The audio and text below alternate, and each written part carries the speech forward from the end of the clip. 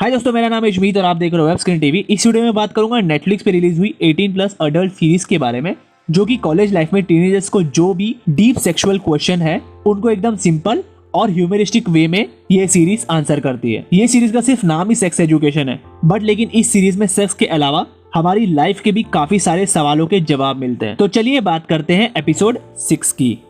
Won't you take me home? Give me wings to fly. भाई लोग, पिछले episode में हमने देखा कि रहीम ने जो बस से बाहर अपनी पॉटी फेंक दी थी, जिसकी वजह से उसने एक कार क्रैश कर ली थी और उसका सारा इल्जाम ले लिया था अपने सर पे एडम ने। और साथ ही साथ हम लोग ने देखा कि ऑटिस और मेवी की लव स्टोरी वापस से जाग गई, क्योंकि उन दोनों को पता चल गया था उस मैसेज के बारे में जिसको आइजैक ने डिलीट किया था। तो एपिसोड के स्टार्टिंग में हम लोग देखते हैं कि मिसेस होप को एक न्यूज़पेपर मिलता है जिसके अंदर लिली का फोटो होता है, और उस न्यूज़पेपर में ये बताया जाता है कि मॉडल स्कूल की एक और लड़की जिसने एक स्टोरी लिखी है एलियन सेक्स के बारे में, और अब वो चीज फ्रंट पेज पे वहाँ पे हम लोग देखते हैं कि एमी जो है वो कप केक्स लाई होती है जिसमें वजीना का डिजाइन बना होता है। और उसी के बाद नेक्स्ट सीन में हम लोग देखते हैं कि एमी जो है वो मिसेस जीन से अपॉइंटमेंट लेने आती है, क्योंकि प्रीवियसली उसका कंसर्न था, जहाँ पे मिसेस जीन को वो बताती है कि लास्ट ईयर जो उसके साथ सेक्सुअल असल्ट हुआ था उसकी वजह से वो आज तक उस चीज को भूल नहीं पाई है और अपने आप को भी माफ नहीं कर पाई है, क्योंकि उसकी हमेशा से एक आदत रही थी किसी भी स्ट्रेंजर को देखकर स्माइल करने की। इसी वजह से उसके साथ सेक्सुअल असल्ट हुआ और उसके बाद ही वो अपने आप से हेट करने लग गई है, जहाँ पर मिसेस जीन उसको सहमति देकर बताती है कि सेक्सुअल असल्ट का तुम्हारी स्माइल से कोई लेना देना नहीं है,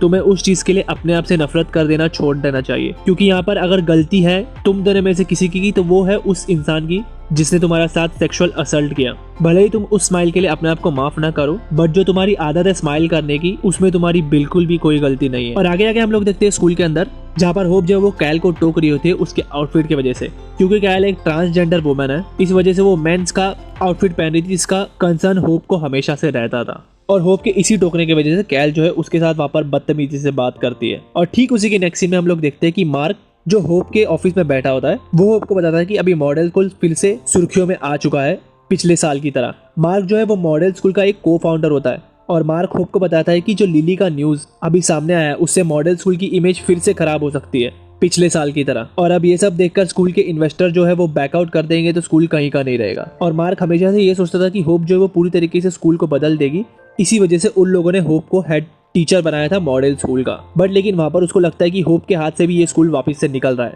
तो होप अब वहाँ पे उसको प्रॉमिस करती है कि अब वो पूरी तरीके से बदलने की कोशिश करेगी मॉडल स्कूल को, जिससे अब स्कूल की कोई भी कंप्लेंट बाहर नहीं आएगी। और वहीं पे नेक्स्ट सीन में मेव जो है वो होप से मिलने आती है, यही पूछने के लिए कि होप ने उसको ऑलरेडी एक वादा किया था कि वो उसके लिए इन्वेस्ट करेगी अमेरिका जाकर स्कॉलरशिप अटेंड करने में। बट लेकिन होप यहाँ पर बैकआउट कर देती है, ये बोलकर कि हमारे इन्वेस्टर ने स्कूल की फंडिंग के लिए बैकआउट कर दिया है, तो अभी इस वक्त तुम्हारे लिए फंडिंग देना बहुत मुश्किल है। तो अब गुस्से में होप जो है वो सीधा सेमिनार हॉल में आकर अनाउंस कर देती है कि वो अब मॉडल स्कूल का नाम चेंज कर स्पार्क साइड एकेडमी कर देगी, क्योंकि स्कूल जो है अभी वापस से न्यूज में आ चुका है लिली के वजह से, और अब वो स्कूल की इमेज और ज्यादा गिरने नहीं दे सकती। और उसी के ठीक बाद होप जो है वो एडम ग्रॉफ, कैल और लिली को स्टेज पर बुला देती है, और वो उन तीनों को सजा देती है उनके बिहेवियर के वजह से, और वो उन तीनों को स्टेज पर बुलाकर उन लोगों को टॉर्चर करती है और उन लोगों को अपने गले पे एक बोर्ड टांगने दे देती है उन लोगों के बिहेवियर की वजह से, जहाँ पर वो कैल को पूरे स्कूल के सामने उस बोर्ड को पढ़ने देती है, जहाँ पर उस बोर्ड पे लिखा होता है कि कैल जो बहुत ही ज्यादा बदतमीज लड़की है जिनको अपने बड़ों की बिल्कुल भी इज्जत नहीं। और सिमिलरली लिली के गले पे भी एक बोर्ड लगा देती है, जहाँ पर वो लिली को बोलने बोलती है कि मेरी स्टोरी जो वो गंदी और वाहियात थी।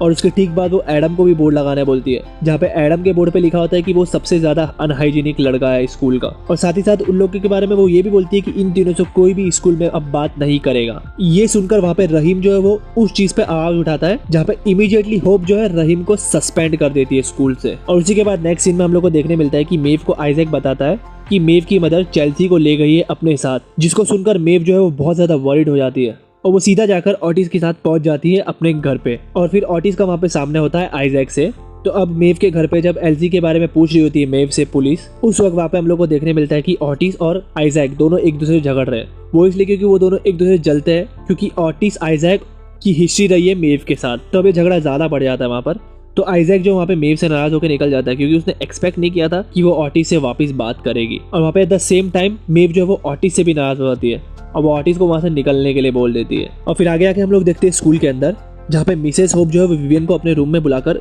पूछती है कि विवियन ने उसको उस बारे में क्यों नहीं बताया जहाँ पे रहीम ने बस के बाहर पॉटी फेंकी थी। विवियन उसको बोलती है कि वो बहुत डर चुकी थी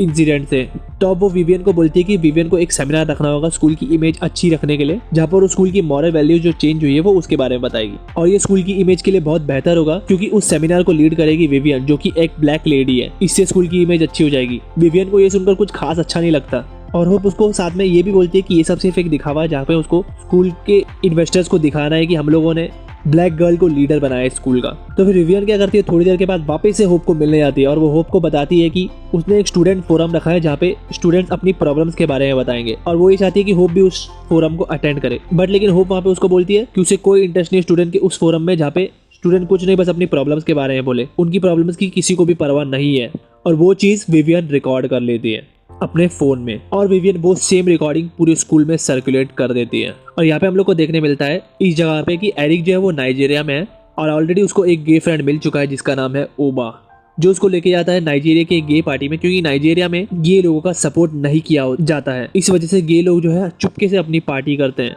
और उस पार्टी में जाने के बाद एरिक जो है वो ओबा को किस कर लेता है, जिसका एरिक को सुबह उठकर बहुत ज़्यादा रिग्रेट तो होता है और उसी वजह से उसका झगड़ा उसकी मॉम के साथ भी हो जाता है। और ये सब कुछ एंड होने के बाद वो वहाँ से निकल जाता है अपनी फैमिली को छोड़कर वापस से इंग्लैंड। तो इसी के साथ ये जल्दी से ये बीच वाले सब्सक्राइब बटन को क्लिक कर दीजिए और वीडियो को भी लाइक कर दीजिए, क्योंकि मैं सेक्स एजुकेशन की रिगार्डिंग और भी वीडियोस लेके आता रहूंगा। और अगर आप एपिसोड 7 देखना चाहते हो तो राइट वाली वीडियो पे क्लिक कर दीजिए और अगर आप एपिसोड 5 देखना चाहते हो तो लेफ्ट वाली वीडियो पे क्लिक कर दीजिए। मिलता हूँ मैं मेरी नेक्स्ट वीडियो में,